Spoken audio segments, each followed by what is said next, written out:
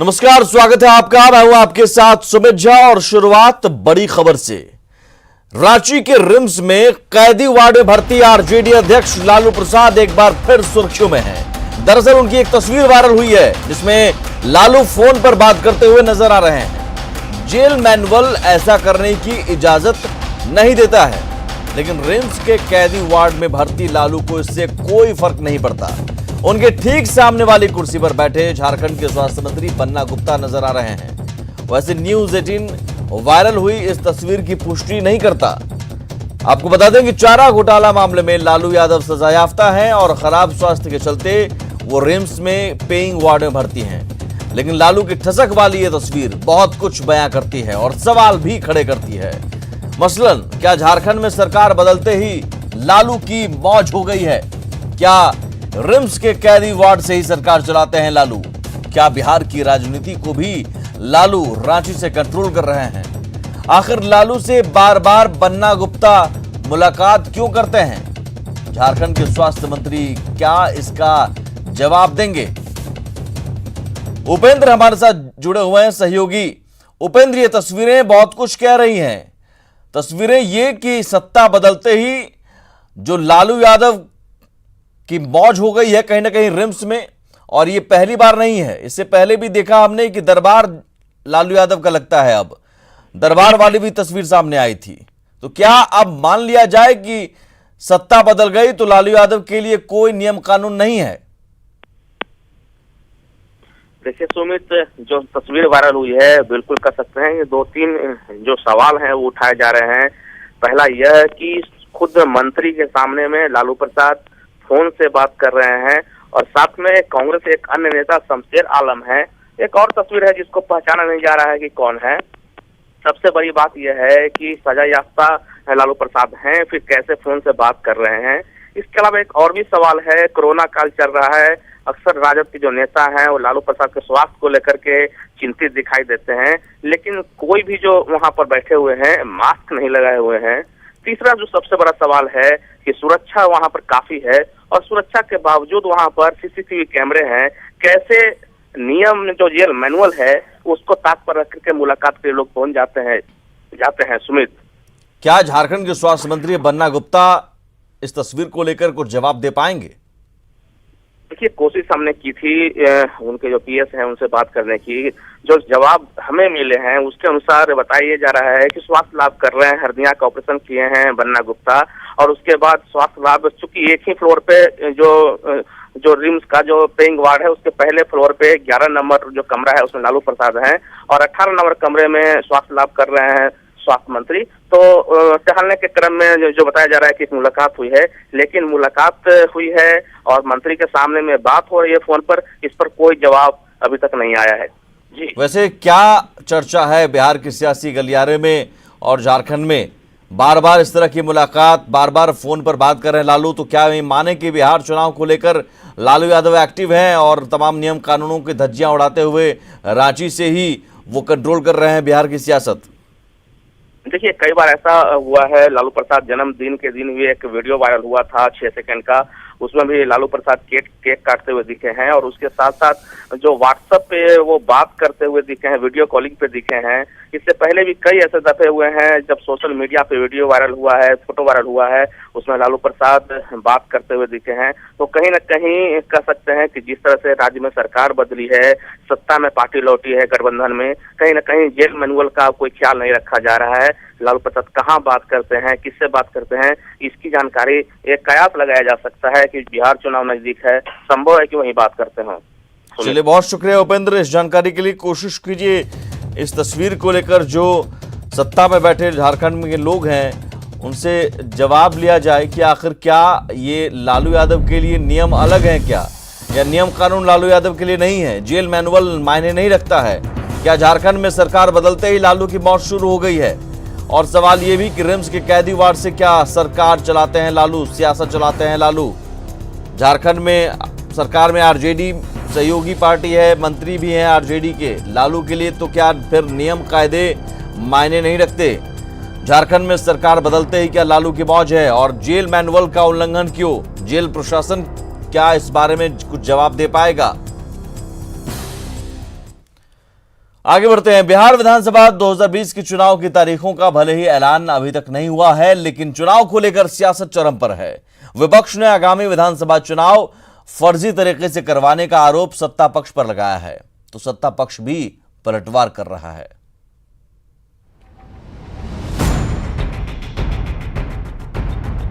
बिहार विधानसभा चुनाव का शंखनाद होना अभी बाकी है, लेकिन आगामी चुनाव को लेकर विपक्ष को फर्जीवाड़ा होने का डर सता रहा है।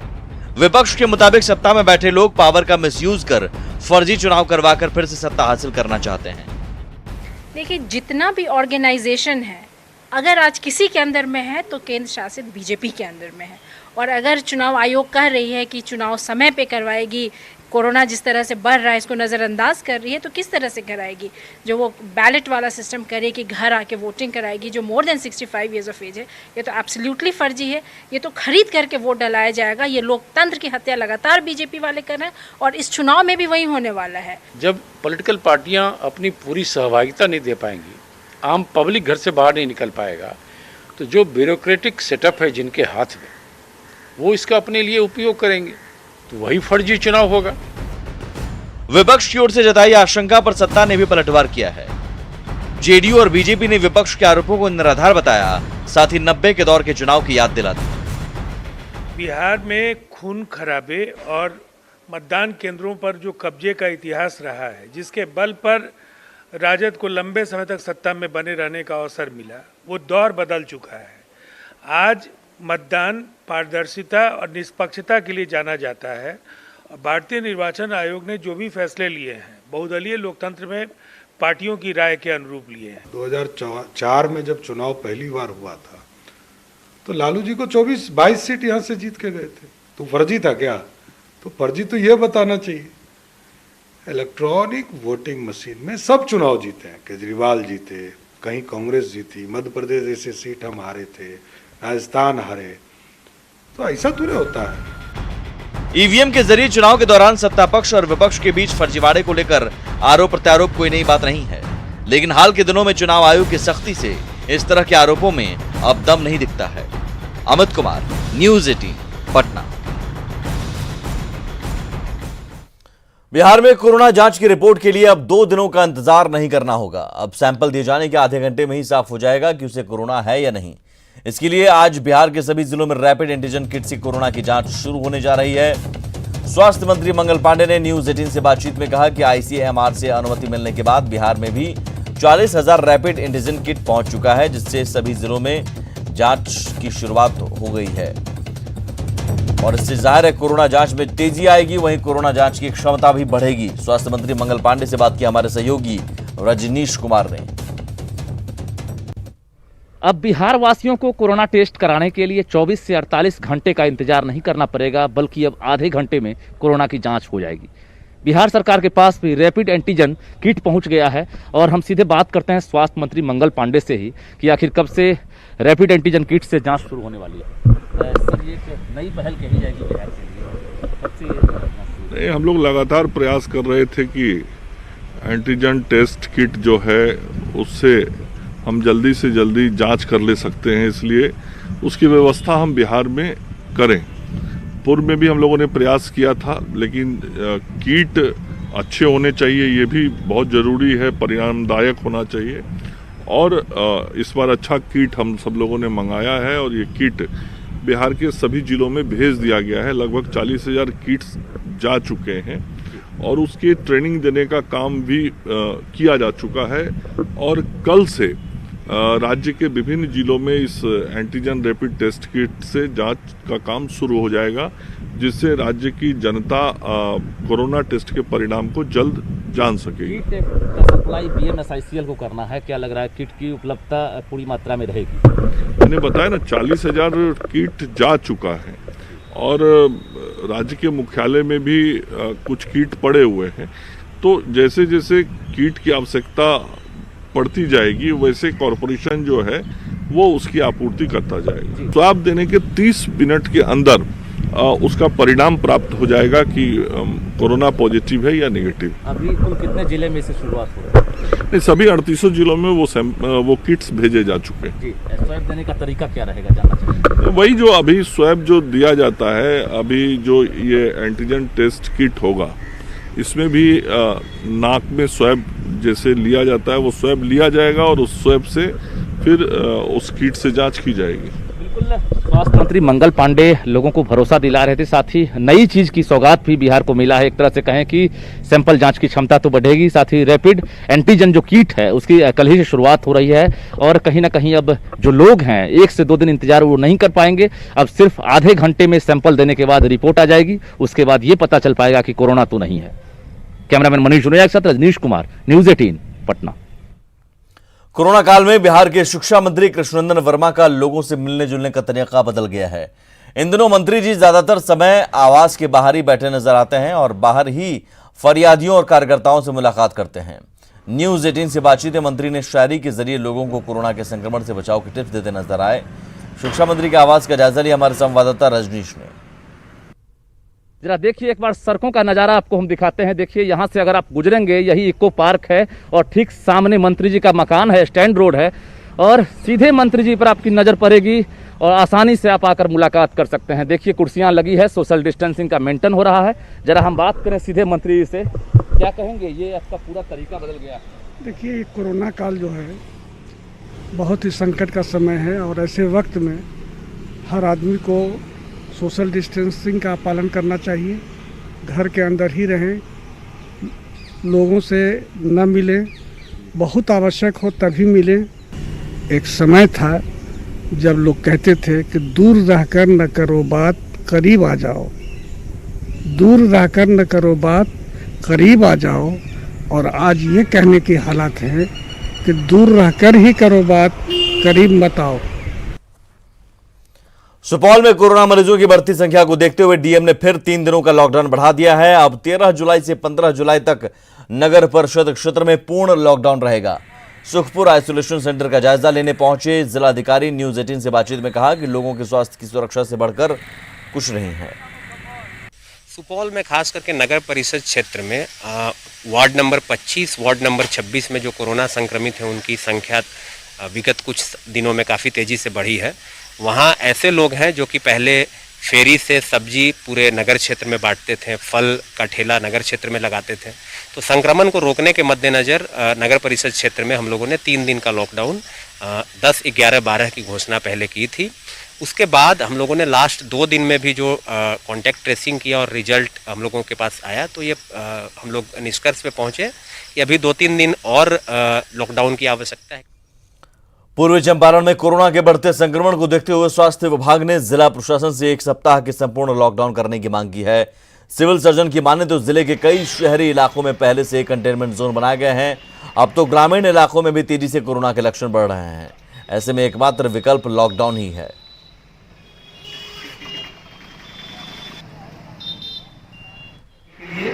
मैं जिला पदाधिकारी को अनुशंसा कर रहा हूँ और उम्मीद है कि अभी पूरा शहर को लॉकडाउन करना पड़ेगा, क्योंकि ये कुछ एरिया हमारा हॉट स्पॉट हो गया है। इसे सेंट्रल जेल का एरिया क्लस्टरिंग ऑफ केसेज वहाँ मिल रहे हैं, तो संख्या डे बाई डे बढ़ता जा रहा है। ऐसी स्थिति में पूरे शहर का लॉकडाउन करना मेरे हिसाब से बहुत जरूरी है। उसमें 125 प्रतिदिन हो रहा है, उसमें कितना पॉजिटिव आ जा रहा है एवरेज?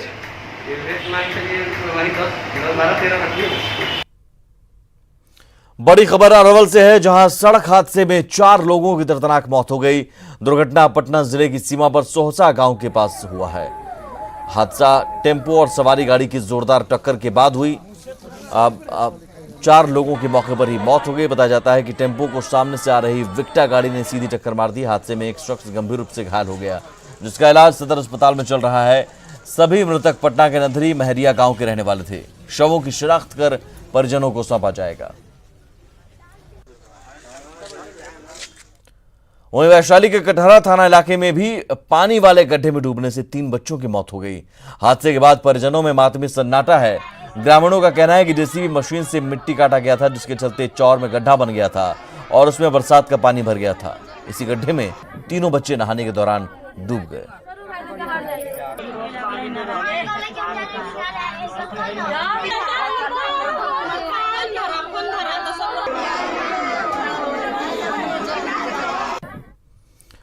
और अब बात बिहार में बढ़ते बाढ़ के खतरे की।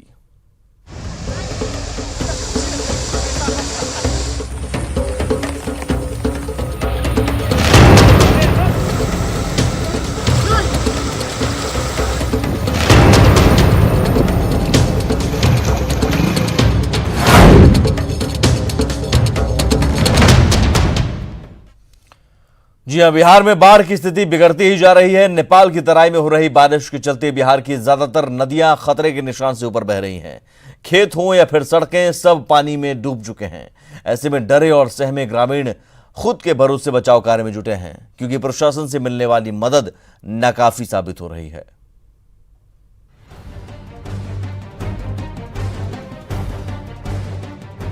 बिहार में बाढ़ की स्थिति लगातार गंभीर होती जा रही है। मधुबनी के झंझारपुर अनुमंडल में कमला बलान नदी किनारे बसे दर्जनों गांव के लोग कटाव और पानी से बचने के लिए सड़कों और बांधों पर आशियाना बनाने में जुट गए हैं। और कमला नदी का जल स्तर बढ़ रहा है, उसमें मतलब जो है कमला नदी का तटबंध जो है सो पूरा जर्जर है। 2-3 बार टूट गया है, 2006 में, 2004 में, 2002 में, 19 में भी टूटा है। सैकड़ों घर मतलब विस्थापित हो गया। आज तक उसके पुनर्वास के लिए नहीं कुछ मिला है। कटाव से बचाव की तैयारियां तेज कर दी गई हैं, लेकिन नेपाल से निकलने वाली नदियों के जलस्तर में बढ़ोतरी से रक्सौल के कई प्रखंडों में लगी धान की फसल डूब गई है। बाढ़ से परेशान लोगों ने प्रशासन से मदद की गुहार लगाई है। ये भूखमरी के सिवा दूसरा कोनो रास्ता हमनी के निकल होगा। अब फिर खेती ना हुई, खेती कथी से हुई? अब घर में करला तो सब निकलिए गए बियाबा दहिए। तो वहीं पूर्वी चंपारण के छौड़ादानों में एक साथ कई गांव में बाढ़ का पानी फैल रहा है। ज्यादा दबाव के बढ़ने की वजह से निर्मित हो रहे दुघौरा नदी पर बना जमींदारी बांध टूट गया है और फसलों को काफी नुकसान पहुंचा है। जबकि शिवहर में भी बागमती नदी खतरे के निशान से 1 मीटर ऊपर बह रही है। शिवहर मोतिहारी स्टेट हाईवे संख्या 54 पर परिचालन पूरी तरह से ठप है, जिससे लोग परेशान हैं और तटबंधों की सुरक्षा को लेकर प्रशासन भी अलर्ट पर है। क्या स्थिति है? बेलवा में सुरक्षा बांध जो बेलवा गांव के लिए है, उसमें जो है सो कुछ इस साल जो काम किया है वो कुछ लॉन्च हुआ है। उसको हम लोग जो है सब लेबर और ये स्ट्रक्चर पर भी जो बांध बनाए हैं उसको भी और मजबूत करने के लिए लेबर काम कर रहा है। वहीं नेपाल के तराई क्षेत्र और बिहार में बाढ़ की स्थिति काफी भयावह है। बागमती नदी का जलस्तर बढ़ने से लोगों को घर बार की चिंता सता रही है, तो प्रशासन की ओर से किए जा रहे इंतजाम ऊंट के मुंह में जीरे के समान ही हैं। Bureau report, news 18। वैसे तो आधा बिहार हर साल बाढ़ की चपेट में होता है, लेकिन मिथिलांचल और सीमांचल के ज्यादातर जिलों में हर साल तबाही मचती है। लेकिन इस बार बिहार के सामने बाढ़ और बीमारी दोनों से निपटने की बड़ी चुनौती है।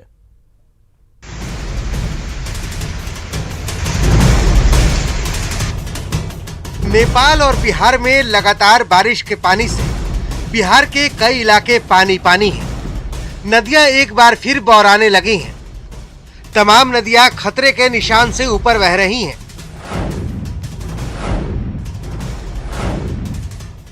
अगर कहीं से भी पानी का रिसाव बांध के दूसरे तरफ होता है, आप लोग भी देखते रहिए, तुरंत सूचित करें। बाढ़ की ये भयावह स्थिति गोपालगंज की है, जहां भारी बारिश के बाद गंडक का जलस्तर लगातार बढ़ रहा है। सारण बांध और रिंग बांधों पर गंडक का दबाव बढ़ रहा है। अभी हम खड़े हैं सदर प्रखंड के ये रामनगर ढाला नंबर 86। आप देखें कि यहाँ पर हर जगह पानी लगा हुआ है और जो सरकारी स्कूल है वो पानी में डूबा हुआ है। यहाँ पर कुचायकोट, मांजागढ़, बरौली, सिधवलिया और बैकुंठपुर प्रखंड के करीब 2 दर्जन से ज्यादा गांव बाढ़ की चपेट में आ चुके हैं। सदर प्रखंड के तकरीबन 5 गांवों का संपर्क जिला मुख्यालय से टूट चुका है। जिला प्रशासन की ओर से लगातार लोगों को सचेत रहने की अपील की जा रही है। 3 दिनों में पानी कुछ ज्यादा बढ़ने वाला है। आप लोग भी सुरक्षित रहिएगा, नदियों में नहीं जाइएगा। पानी का रिसाव कहीं अगर हो तो अगर कहीं से भी पानी का रिसाव बांध के दूसरे तरफ होता है, आप लोग भी देखते रहिए, तुरंत सूचित करिए। इधर कैमूर में दुर्गावती, कर्मनाशा, सुअरा नदी में पानी बढ़ जाने से किसानों को भारी नुकसान हुआ है। खेत में लगे हजारों हेक्टेयर धान की फसल बर्बाद हो रही है। लोगों को आने जाने में भारी परेशानी है। सड़क पर पानी बढ़ जाने के बावजूद जान जोखिम में डालकर लोग आवाजाही कर रहे हैं। इस नदी का नाम गुरिया नदी है। अच्छा, ये गुरिया नदी है। इसके सिवा इससे प्रभावित होने वाले गाँव जो हैं मुख्य रूप से चंडेस, परसियाँ, आपका सिझुआ, कलानी, ठकुरा, अवती, ये गांव, और इसे हजारों एकड़, जैसा आप देख रहे हैं कि हजारों एकड़ जमीन जो है बाढ़ की भेंट चढ़ी हुई है। जिस तरीके से खतरे की आहट मिल रही है, तकरीबन 50 लाख की आबादी सैलाब के संकट में फंस सकती है। पटना, बक्सर, हाथीदह, भागलपुर में गंगा रौद्र रूप अपना रही है। जल स्तर में लगातार इजाफा हो रहा है। बिहार की कई नदियों का जलस्तर लगातार तेजी से बढ़ता जा रहा है और उसी में से एक है गंगा नदी। और इस वक्त हम आपको तस्वीर दिखा रहे हैं गंगा नदी का, और गंगा नदी के जलस्तर में लगातार तेजी से बढ़ोतरी होती जा रही है। बक्सर हो या फिर दीघा घाट हो या फिर गांधी घाट हो, तमाम जगहों पर गंगा का जलस्तर तेजी से बढ़ रहा है। और इस वक्त जो हम आपको तस्वीर दिखाने की कोशिश कर रहे हैं, इसे देखकर आप समझ सकते हैं कि गंगा के जलस्तर में कितनी तेजी से बढ़ोतरी हो रही है। और खासकर जो खतरे के निशान से फिलहाल नीचे है, लेकिन जिस स्तर से गंगा के जलस्तर में बढ़ोतरी हो रही है वो अच्छे संकेत नहीं है, क्योंकि मानसून की बारिश भी लगातार हो रही है और इस वजह से भी बिहार के कई नदियों में उफान है। लेकिन गंगा जो राजधानी से बिल्कुल सटा हुआ गुजरता है, राजधानी पटना से, और उसके जलस्तर में लगातार बढ़ोतरी हो रही है। कल तक गांधी घाट में जलस्तर बढ़ रहा था, लेकिन आज दीघा घाट का जलस्तर भी बढ़ने लगा है। और इसके अलावा बक्सर से भी जानकारी मिल रही है कि बक्सर में भी गंगा नदी के जलस्तर में बढ़ोतरी हो रही है और साथ ही कहलगांव में भी गंगा के जलस्तर में बढ़ोतरी देखी जा रही है। तो एक तरीके से देखें, गंगा जिधर जिधर से होकर गुजरती है, अधिकांश जगह गंगा नदी के जलस्तर में बढ़ोतरी देखी जा रही है। और जाहिर सी बात है, जल संसाधन विभाग पूरी तरीके से अलर्ट मोड में है और साथ ही बिहार के लिए कई नदियाँ इस वक्त खतरे का सबब बन गई है। खासकर नेपाल से जो निकलने वाली नदियाँ हैं, उसकी वजह से भी बिहार के कई जिलों में बाढ़ का खतरा मंडरा रहा है।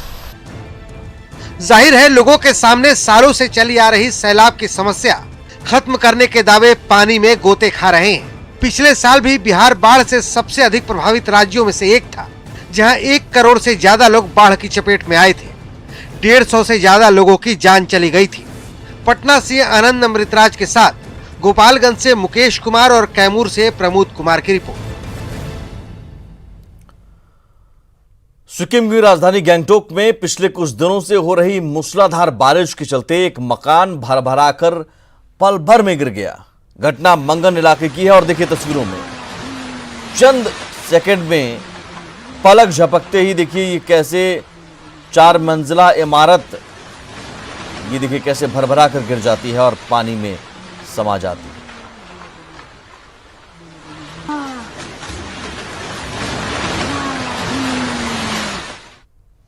और इसी के साथ इस बुलेटिन में इतना ही, लेकिन आगे भी खबरों का सिलसिला लगातार जारी है। नमस्कार।